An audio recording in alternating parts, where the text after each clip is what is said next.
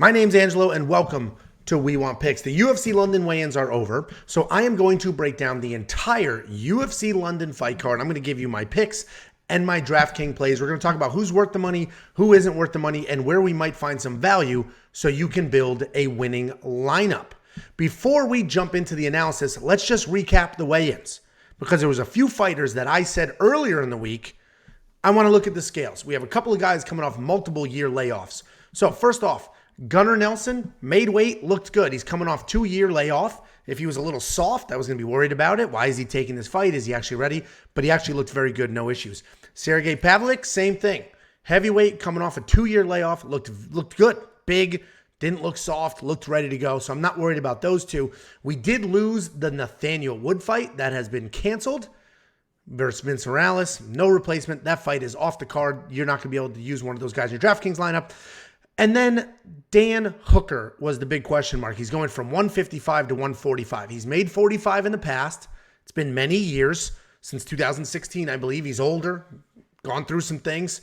So what did he look like? He actually looked fine. He didn't seem to be moving slowly, no issues. He looked fine on the scale, looked in really good shape. He did wear sunglasses, which he doesn't normally do, and maybe that's something, maybe it isn't. Maybe his eyes are sunken. He looks horrible, so he put on the glasses, or maybe he just thought he looked cool. I don't know. Top Gun vibe. Either way, everybody made weight. There were zero issues whatsoever. We have lost the Nathaniel Wood fight, but that was before the weigh-ins anyway. So the analysis for this fight card pretty much stays exactly the same. And before we jump into the analysis, join our free DraftKings league. Go to wewantpicks.com/DraftKings. Join the free league. Play the free contest. And if you win, I send you $50. You just have to be a member of this channel. So click the join button under the video to become a member.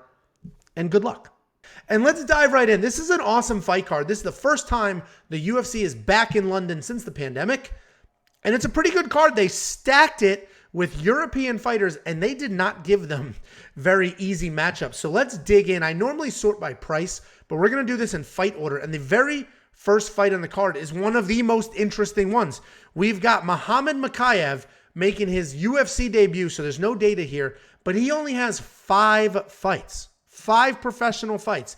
And he's taking on Cody Durden, who has far more experience on the professional level and has a couple fights in the UFC. Cody Durden, an American wrestler, he comes forward, throws big bombs, but none of that matters because all he's looking to do is take you down. And you can see that here. 5 takedowns in the win against Corey Lang, 2 in the loss against Flick, and 2 in that fight with Gutierrez. So he's just looking to wrestle nonstop. And Muhammad Mokaev is a Dagestani wrestler. He grew up in England, so he lives in England, but he's a Dagestani wrestler.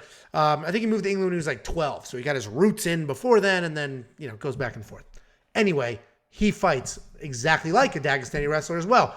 Chain wrestling, solid on his feet, very well-rounded, and he had 23 amateur fights. So even though he has 5 professional fights, and he's making his UFC debut at a very young age, he has a good amount of experience, whether you're talking wrestling competitively, whether you're talking amateur MMA fights. He has a lot of experience. Not at this level, and I don't think any of those opponents had the game plan that Cody will have is, hey, Mokaev's a nasty wrestler. I don't care. I'm going to try to wrestle him. Most of his fights, if you watch, were people trying to keep it on their feet and then hoping to outstrike him because they know what a good wrestler he is, and that obviously hasn't worked for anybody. I think this is an interesting matchup. I personally am buying into the hype of Mokaev, but still, I just don't know how good he actually is. None of us do, and we won't until this fight. So personally, I'm going to leave Cody out of my lineup because I do think he loses. I'd probably leave Mokaev out of my lineup as well because I don't love the $9,100 price tag. But man, he may come out here with a bunch of takedowns, a bunch of elbows, and just live up to that hype. I do think he lives up to the hype. I'm experimenting whether he will be in my lineup or not, but I hope he ends up being the fighter that everybody thinks he's going to be. That would just be so cool for that division. And that takes us to Corey McKenna versus Elise Reed. Corey McKenna only has that 1 fight in the UFC. She is a decent size favorite here, and I get why. She's really well-rounded. She's got a ton of fun to watch. She's really, really fun. She does everything. She marches forward, throwing 1s and 2s. I've seen her head kick. I've seen Superman punches. I've seen her double leg her opponent clean in the air and slam her down. She can be hittable which is a problem for her in the past, but she looked really good in this win against Kay Hansen. And I like Corey McKenna here, $8,800, may be worth the money. If we take a look at Elise Reed, she also only has the one fight. It was short notice. She was up a weight class, and she fought Sijara Eubanks, who's giant for that weight class. So that did not go well for Elise Reed. You see, she scored 3 points here, but she actually is very good. She's very active. She never slows down. She's got pretty good power for her size and decent grappling with fantastic cardio. I think this is a fun fight. I think it's a competitive fight, but I am on the Corey McKenna side. I think Corey McKenna gets it done, and she's just more well-rounded, more versatile, and can make something happen. And then we have, surprisingly early on this card, Jack Shore versus Timur Valiev. Timur Valiev is a good-sized favorite here, but what's interesting is he is a bigger favorite in DraftKings than he is on the sports books. So sports books have this fight somewhat close. DraftKings has just said, nope, Timur Valiev is definitely the better fighter here. And it's an interesting matchup because it's technically grappler versus grappler, but they're very different. Timur Valiev is a very good wrestler. He showed us how good of a striker he is in his last fight against Hani Barcelos here, which you could argue he lost that fight, but he had no takedowns whatsoever, which is interesting because he's a wrestler. But he couldn't get his takedowns. He was 0-for in that fight against Barcelos. And he had really solid striking, and that's what sort of kept him alive, and that's how he won that fight. In this fight here, he had 4 takedowns and 11 minutes of a control time against Martin Day, and that was for 100-something points. He's fighting Jack Shore, who people absolutely love. Undefeated grappler, Jack Shore. He's really good grappler. He likes to move forward. He's constantly looking for a takedown. And both his wrestling and striking styles are similar, where he's just moving forward, trying to make something happen. He's got pretty good kicks for a grappler as well, and he's coming off this win over Ludovic Shalinian. I said it was a close win over a short notice opponent, and you guys went bananas. How could you say it was close? It was 30-27, blah, blah, blah. Okay, let's take a look. He has 2 takedowns. He went 2 for 8. 2 for 8. He missed 6 takedowns against Shalinian, who took it on short notice, and he only had 4 minutes of control time. So yes, he had a ton of strikes. He pieced them up, and he didn't look bad in the fight. My point there was he had a short notice opponent that he struggled to take down, struggled to hold down. Yes, he won. He was able to showcase his striking, which is great. But, people expected him to take down and submit Shalinian in 10 seconds, and he didn't do that. So this is an interesting matchup. I think this is razor thin. I think it's absolutely razor thin. I think Timur showed us how good his wrestling is in that fight against Day, how good his striking is against the fight against Hani Barcelos, and he's probably the more well-rounded fighter here. But Jack Shore, you can count on him, even if he goes only 2 for 8. You can count on him to stick to a game plan. And I think that's what he's going to do. I don't think he's intimidated by Timur's wrestling. I think he looks for his own takedowns. I think he's going to come forward. I'm going with Jack Shore. I think it's razor thin, and I'm literally just going to give him the edge because it's in London. He's, local-ish guy. So I like Jack Shore here. I can trust him to stick to a game plan where Timur, ridiculously tough. Hani Barcelos dropped him twice, and he still was in that fight. But I like Timur here. I like Jack Shore here. And if I'm going to get him at underdog money, I'll take that, and he'll probably find a lineup or two. But if Timur Valiev takes him down over and over or pieces him up striking and defends a bunch of the takedowns, that would not be the most shocking thing to happen. And then we have another really close fight. Like I said, they are not giving the European fighters, because not everybody's from London on this card, but they're not giving these European fighters any breaks because poor Paul Craig has to fight Nikita Krylov, who's very, very good. And yes, he's coming off that loss to Ankalaev, but literally so is everybody else Ankalaev fought except Paul Craig, who we'll talk about in a minute.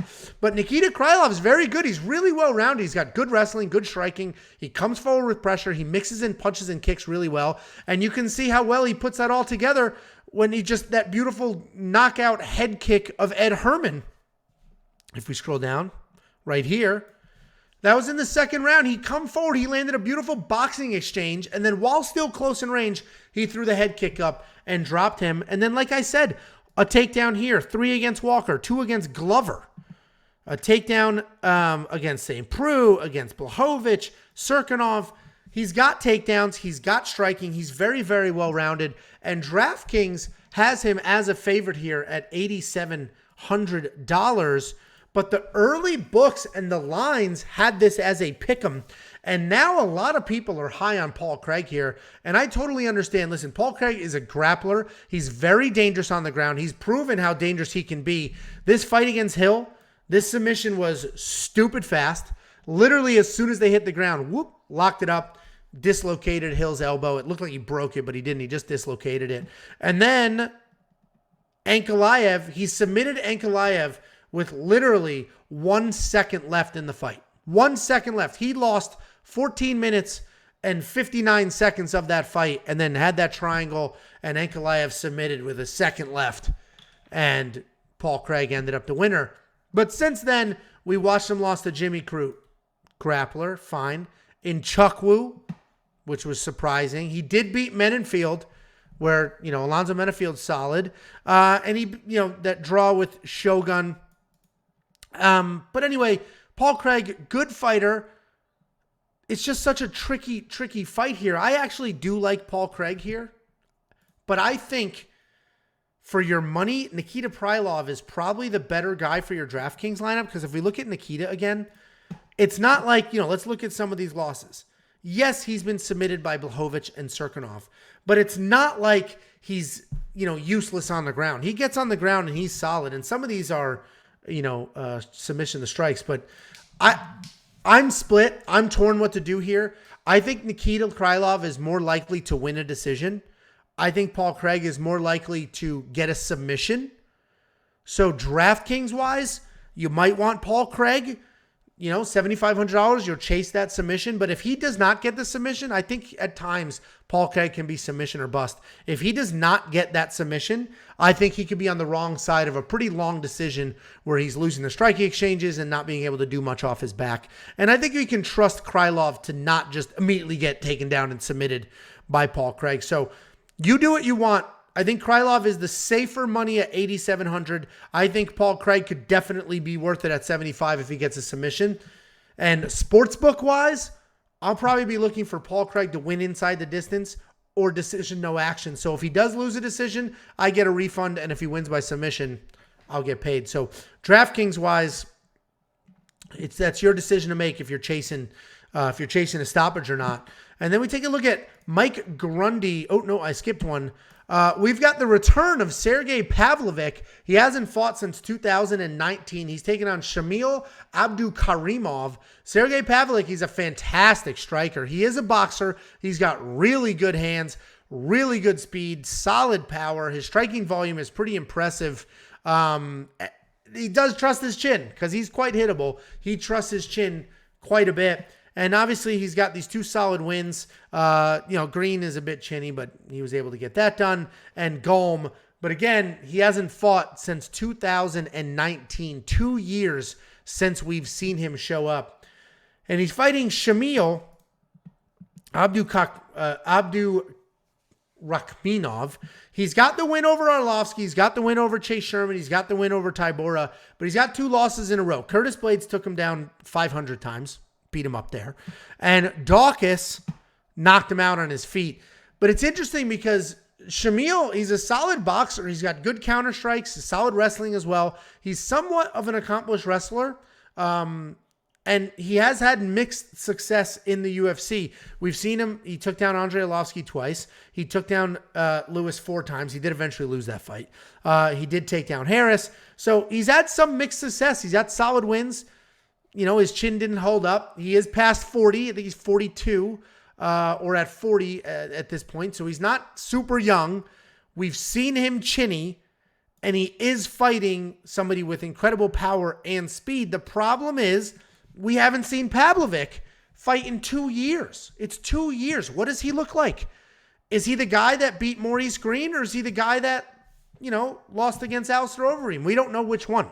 And that's what makes some of these guys so hard when they haven't fought in a few years. I do think you have to lean Pavlovich. The only thing you can do is assume he is as good as he was. And I think he's got the power. He's got the hand speed. Shamil is over 40, is chinny. So I think you got to go Pavlovich here. You know, chase the knockout. He is $9,000, which is not fantastic, but you know, watch the scales, see what he looks like on the scales. If he looks like he's fit, ready to go, then he's probably worth the money. If he looks a little loose and he's just taking this fight to take it, it's UFC London, it's Europe, let me get my paycheck, then no, don't do it. But I do like Pavlovich to win, and $9,000 would absolutely be worth it if this looks like what Abdu Kakrimov's last fight looked like. Then we have Mike Grundy taking on Makwan Amirkhani. This is another spot where DraftKings drew a line in the sand. This was closer to a pick'em betting odds-wise, and DraftKings was like, no, I'm going to give Mike Grundy a decent advantage here. Obviously, you know, not a massive favorite, but they made him a mediocre-sized favorite here, $8,500. He is coming off 2 losses, but he's a big-time chain wrestler. He comes forward. He looks for takedowns at all costs. His striking only exists to set up those takedowns. It was never more obvious. This Evloev fight, yes, he lost. But look at this. 6 takedowns. 6 takedowns. He was outstruck 79-20, but he still had 6 takedowns in that fight. So you can count on him to stick to a game plan. He's fighting Makwan Amirkhani, who's also a wrestler. 5 against Lerone Murphy, 5 against Kirk, 3 against Barboza, 3 against Burgos, took Henry down. So he's also a wrestler, but he can be chinny, and you can't always count on him to wrestle when he's supposed to wrestle. You know, he was dominating the Lerone Murphy fight up until he got cracked. So that's sort of a tough break there. But he is typically a pretty durable guy. He, you know, does get those takedowns in, but he's decent striker as well, and that actually works to his advantage sometimes, because sometimes he will engage in the striking when he should be shooting. This is another tough fight to call, but I like Mike Grundy to win here.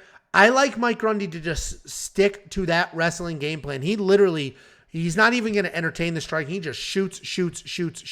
He is hittable. He was outstruck, as I mentioned, 79-20 in his last fight against Evloev. When he fought Lando Venata, he was outstruck 80-32, even though he was getting the takedowns. But I do like Mike Grundy here. I like him to get the takedowns. I like him to just stick to that game plan at all costs. Then we have a really interesting fight here. We have Ilia Topuria taking on Jai Herbert. And Ilia Topuria, he is taking this on short notice, and he is up in weight class. So he's normally a 45-pounder. This is at 155, and it's short notice. So there are a lot of factors there. And if we just saw what happened to Terrence McKinney doing a short notice fight, granted, this isn't as extreme, but the gas tank wasn't there. No matter how successful he was in the first minute, the gas tank just died right after that. But Ilia Topuria, let's assume he's in shape. Let's assume he's ready to go. He has looked fantastic lately. He's coming off the absolute destruction of Ryan Hall. He's coming off 2 KOs in a row. But the reality is he's a dominant wrestler, a dominant grappler. His striking is very good. He has been able to showcase it, but he averages more than 3 takedowns per fight. That's because he did have the 5 against Zalal. But he's a good grappler, and that's going to be interesting with Jai Herbert, because Jai Herbert's a very good striker. He's coming off... he had that loss to Moicano. He rebounded nicely against Kamaworthy in December, but the Moicano submission was pretty bad. He was taken down a whole bunch of times and then submitted. Ternaldo took him down a whole bunch of times as well. And I think that's what we got here. I think Ilia Topuria can take down Jai Herbert over and over again. Hanato did it 5 times. Francisco Ternaldo did it twice. And then both of them stopped him. So I get it. Jai Herbert is bigger. He's definitely the better technical striker.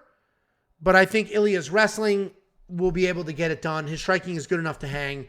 So I'm looking for Ilia Topuria to get the takedowns, get it done. I love Ilia Topuria. $9,300 is a lot of money to spend. My only caution with spending that money is he in shape? If he's in shape and he can push that wrestling pace, make it happen, I think he's worth the $9,300.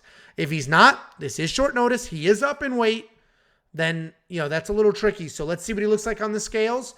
Does he look way too small? Does he look a little soft? This is a, build your lineup, but let's see what the weigh-ins look like before you really lock that in. Then we've got Molly McCann taking on Luana Carolina.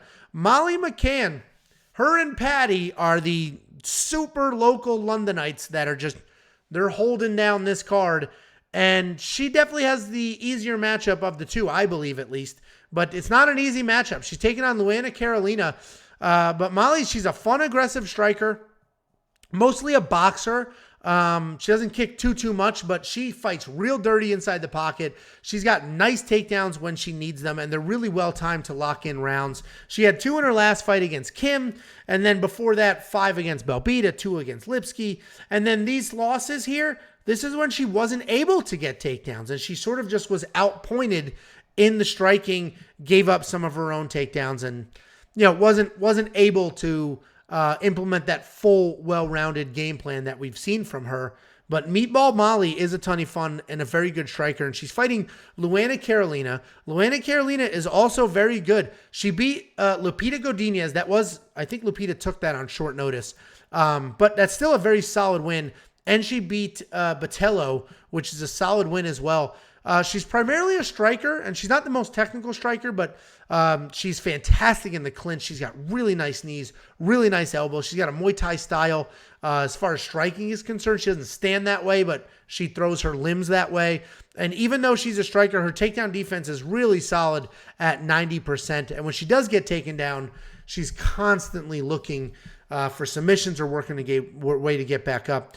I think this is a really good fight. I mentioned Luana Carolina's takedown defense. It's at 88% officially, but she was taken down in her last 2 fights, but she won those fights. So it's a really tough fight. I do think Molly has a clear path to win because I don't think she needs to take Luana down to win.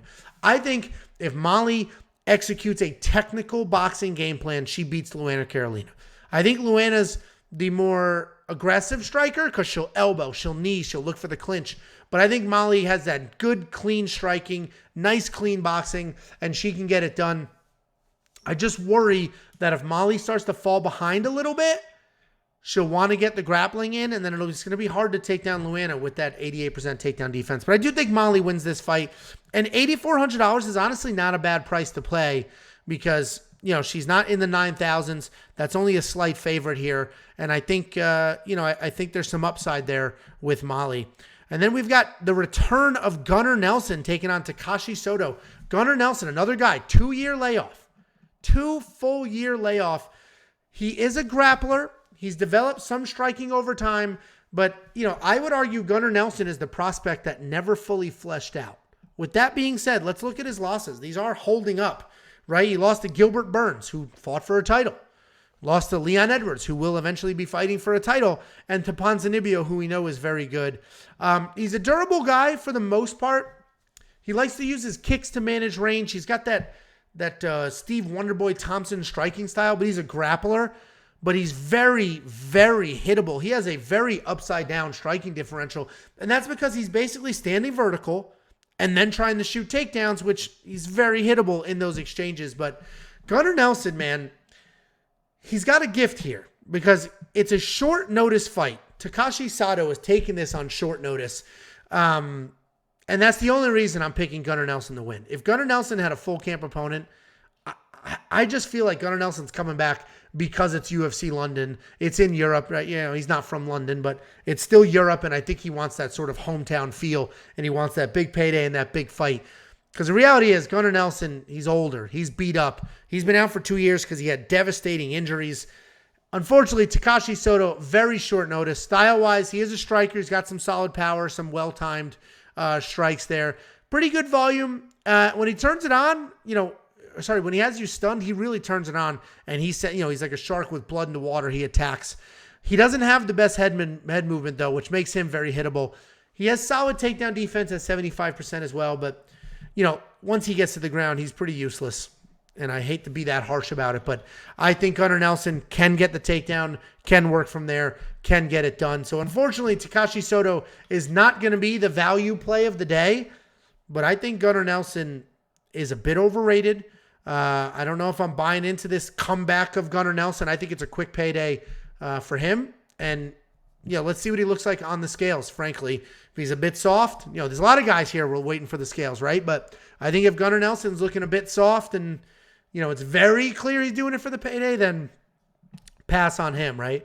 Then we've got Paddy the Body, and he's taking on Rodrigo Vargas. We don't have Rodrigo Vargas in here, right? They're showing him as, oh, sorry, we do have Rodrigo Vargas. I'm sorry. They have his name as Kamula, which is his nickname. But Paddy the Body, he's only in here once. His UFC debut was against Luigi Vendramini. Okay, you look here. Wow. He knocked out Luigi Vendramini in the first round and scored 120 points. That's amazing. Watch the fight. He was almost out cold himself. Luigi Vendramini, who's not a great striker, cracked Paddy. Paddy, with his chin up, no defense whatsoever, was absolutely blasted. And he would have been put out and knocked out if Luigi just kept blasting him in the face instead of shooting a takedown. He shot a takedown. It gave Paddy the opportunity to recover, which he shouldn't have done. He should have pounced. But Paddy's solid striking, just no defense. And he's a good grappler. And he's taking on Rodrigo Vargas. So Rodrigo Vargas, they have him as Kazula, which is his nickname, but Rodrigo is his real name. Rodrigo Vargas, he's a fun striker. He's a wild striker. He's coming off that really nice win over Zhu Rong at $7,100. Big time underdog. And he got that done. He was taken down 3 times, but he still more than doubled Zhu's strikes. He likes to come forward. He likes to throw big, heavy bombs at a really high pace. And he's not just a wild striker. He's got solid takedowns, solid BJJ. His record is 12-4, but one of those losses was an illegal knee. So, he's basically, 12-3-1. I don't know why Rodrigo Vargas he's not getting the credit he deserves.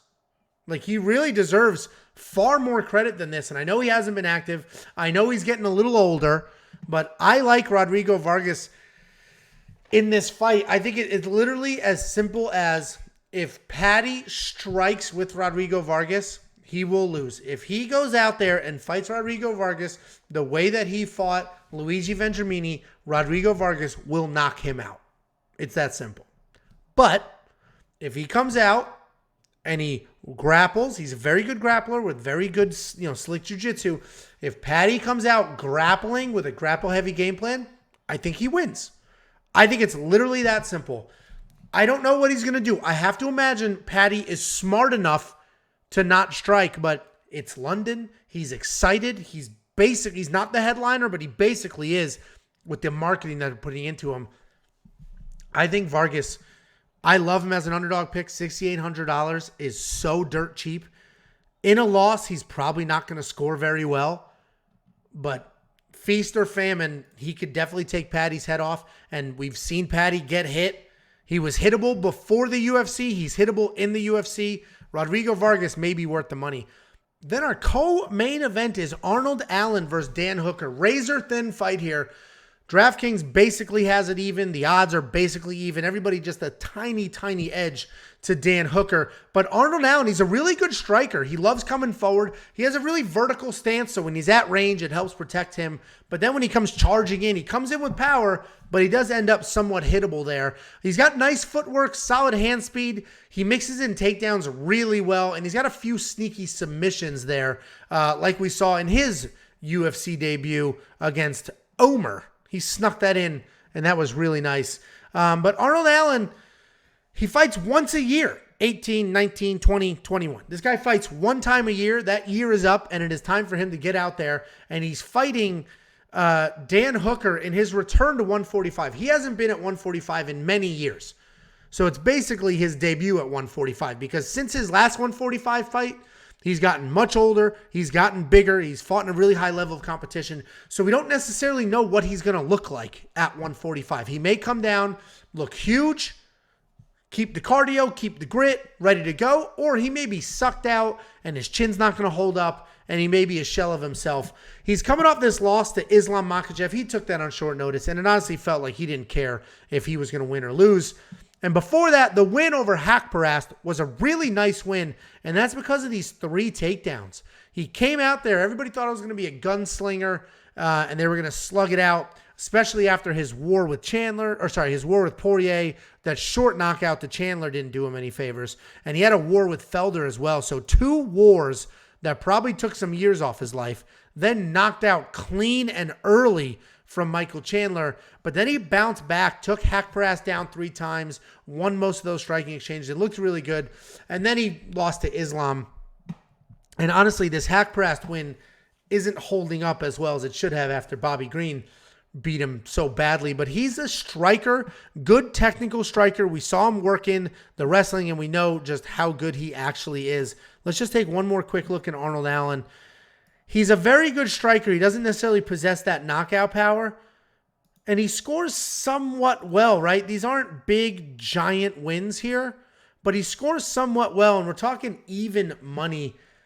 You know, I get the slight edge to Dan Hooker, but I like Arnold Allen to win this fight. I think Arnold Allen, you know, I think Dan Hooker's a little used up at this point, and I hate to frame it that way, but I think, you know, he's cutting down in weight to, let's be honest, reinvent himself because he hasn't had the success that he thought he would at 55. He definitely has the higher level of competition. He's definitely a very, very good fighter. We've definitely seen the improved wrestling from him.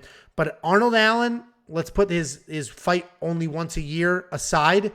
I think Arnold Allen can really make it happen here. I think he can come out there, showcase that technical striking, dance around, and Dan Hooker may slow down because of the weight cut that he hasn't really done in quite a few years.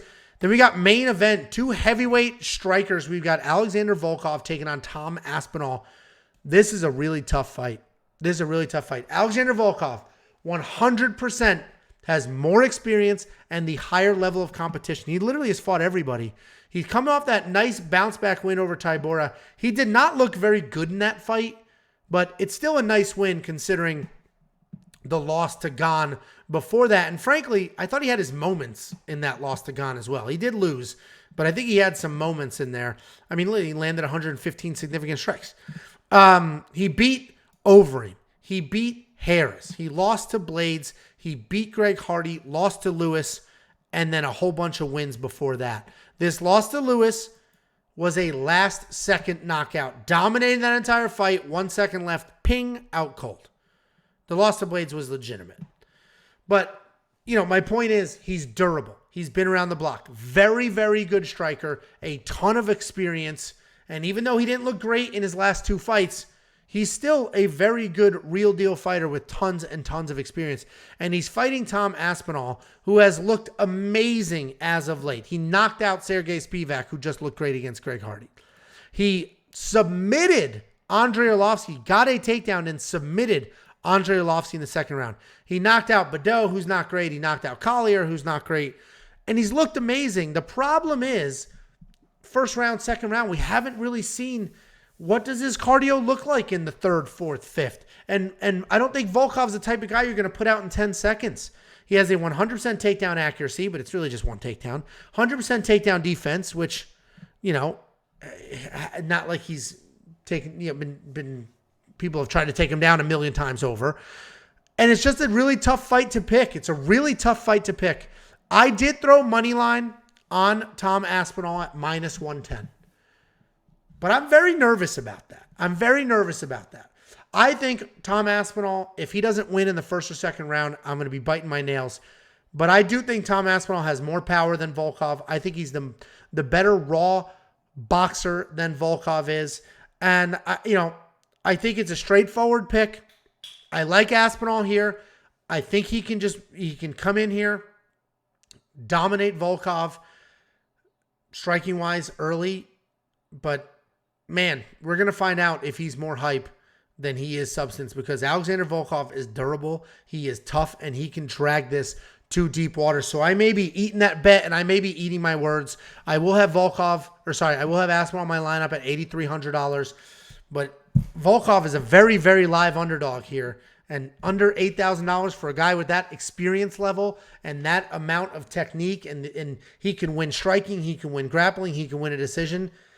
I'm talking myself out of the Aspinall pick, but I'll buy into the Aspinall hype and the boxing skill. So let's go with Tom Aspinall in the main event. I'll probably have him in my lineup, chasing that early knockout. Guys, let me know your picks below in the comments.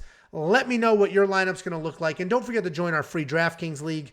Sign up, join the league, and if you win, great, I'll send you $50. Just make sure to remember, click the join button under this video.